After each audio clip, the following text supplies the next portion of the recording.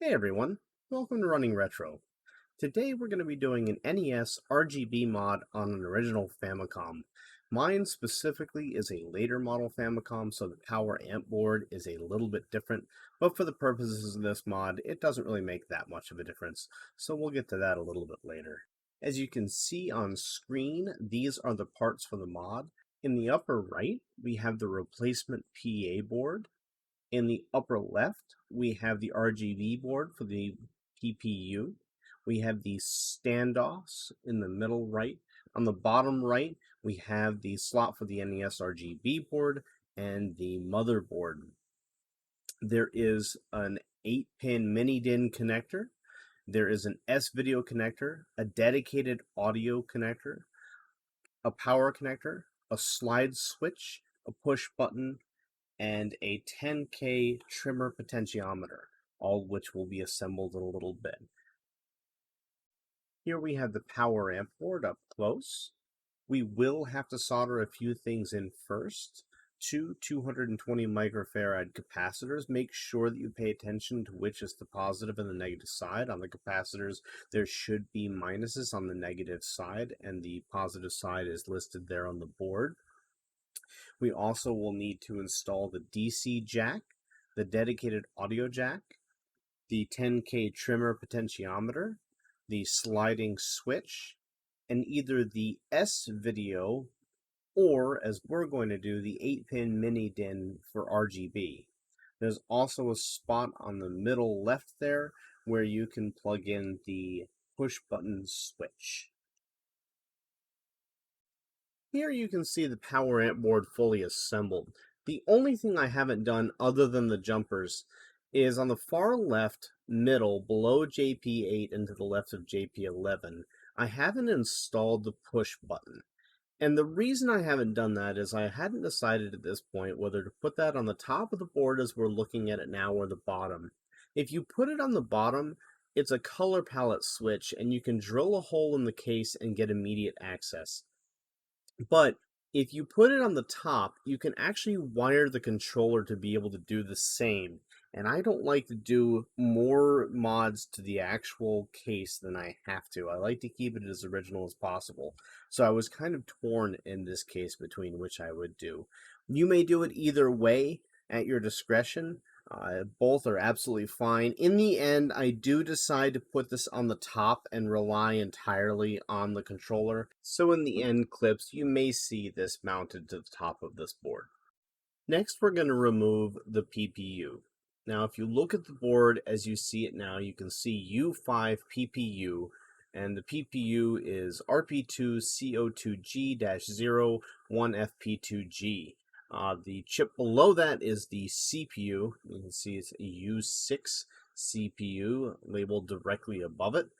So if you are looking around and trying to figure out what is what, then this is what you're looking for.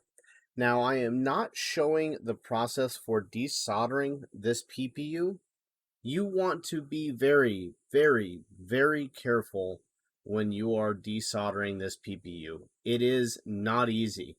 There is solder oftentimes on the top of the via underneath the chip, as well as all the solder on the bottom of the chip.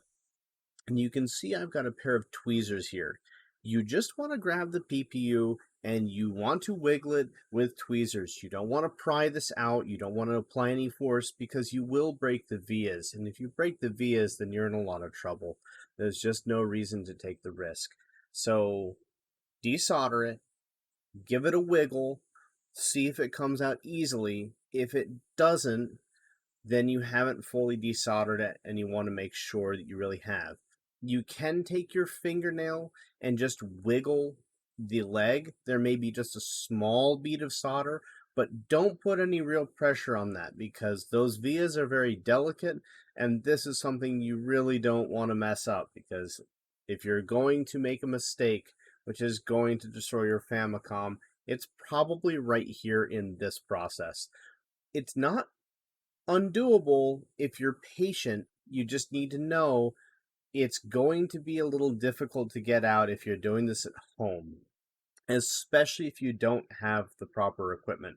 If you're using a solder sucker instead of a desoldering gun, then you're going to have a lot of trouble. Personally, I go through and I desolder with my desoldering gun, and then at that point I usually use my hot air rework to get the top of the chip hot, not the actual top of the chip, but the legs on the top hot, so that any solder that's still underneath the chip on the top of the via releases a little bit, and then I can work it through the via and I can desolder from the bottom. So just be aware of that. So you'll see here, it just plucks out nice and easy. And that's what you want. So now we're going to take the PPU and put it onto the expansion RGB board. It may look like I'm applying a lot of pressure here. I'm not. I'm just making sure that it's snug in there and that it's going in evenly, that I'm not bending any pins. Once we've got that nice and seated in there, then we can put it onto the actual Famicom motherboard, and it just slots right in now that we've assembled all of that. And then after we've got that settled in there, applying firm but steady pressure, we can start taking care of our jumpers. So we're going to get J5 here, and again, this is the NES RGB board, not the power amp board. We will do that shortly. Make sure that you get a good connection here, that you have solder across the whole bridge. J3, this is for an NTSC console, that is important. And here we go for J3. Be careful not to get this surface mount resistor on this board too. If you slip a little bit, you can desolder that, and it is a pain to get back on if you're not used to soldering surface mount components. Now for the power amp board, we'll get JP8, JP7 here. Here's JP7. Again, make sure to get a full bridge here. If it looks like an apple like that, make sure that it's actually settled down. It can be a little difficult to get these jumpers on. We'll do JP3 here. Doing this around a camera is not the easiest thing, so it is a little bit of a struggle, but we can make it happen. JP4.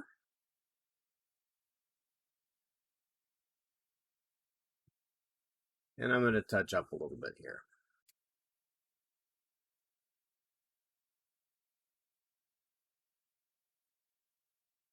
Now we're going to take care of the case.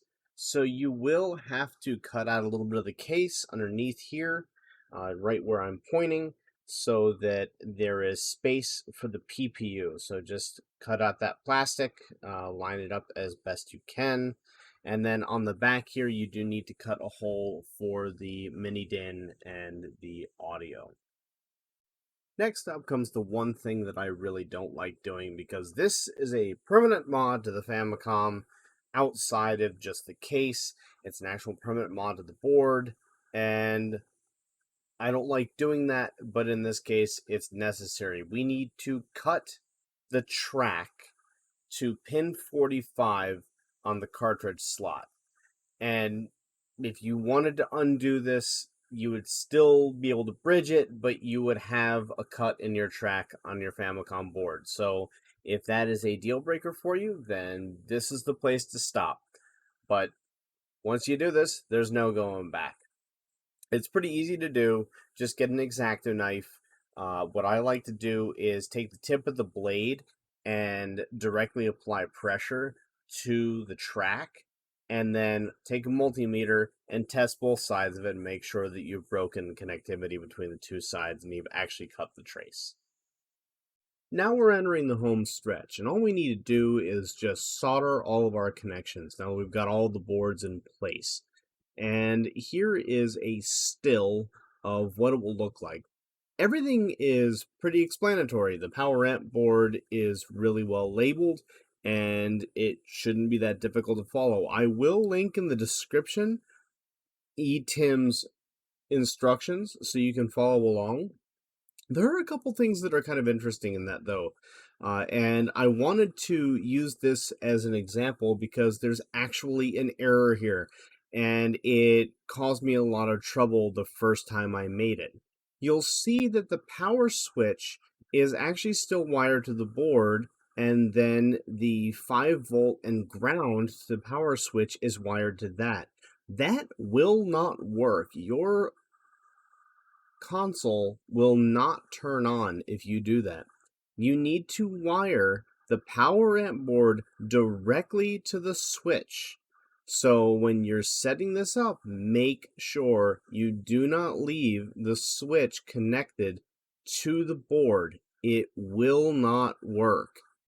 And now all we have to do is set up the RGB board with the PPU, solder in P1, P2, P3 on the back here, and then coming onto the front, we will solder on RGB and Y for C-Sync. Now, with the RGB, it can be a little bit difficult to get the wires to hold in place, so I use a little bit of non-conductive tape just while I'm soldering so that I can keep them in place, hold them, and not have everything get all crazy. And that way I can very carefully move all of this around and adjust them, cut them to length. We're going to skip the majority of the process. Here they are all soldered together with just the yellow. It's tinned, it's ready to go. The yellow is also set up so that on the board, and it just needs to be tacked in and secured. There is a ground line here as well, so you will be running 5 wires. Just make sure that you note that it does need a dedicated ground. And now with that, congratulations, you have RGB modded your original Famicom. And as I said, the older models are slightly different, but they are not that different. It's actually the PA board is even easier to wire in. This one's the tricky one, and you can see again from the top here where the power switch is soldered to the board. That will make it not work. When I did this, I looked at that, I read the instructions very carefully.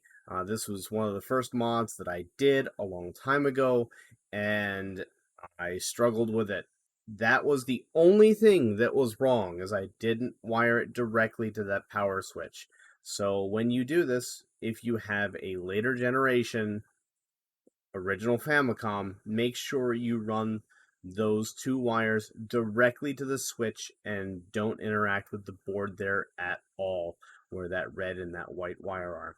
So if you guys have any questions, leave them in the comments below. If you like this, please like and subscribe. We'll continue doing this. If there's a mod you'd like to see, then put that down in the comments below as well. And if you have just any comments, any suggestions, join our Discord. We try and talk about some of this stuff on there. When we go through spurts where people ask a lot of questions, we get a lot of chatter, and we usually have a little bit of downtime. But come on in and add to the conversation. We are also doing a series called Guess the Part on Mondays and Wednesdays on Twitter, where I post a picture of a part and people guess the part. Mondays goes up at noon, and then the answer goes up on Wednesday at noon.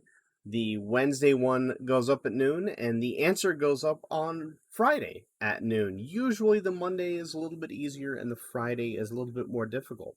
Then if you haven't, come check us out on Thursdays and Fridays when we stream.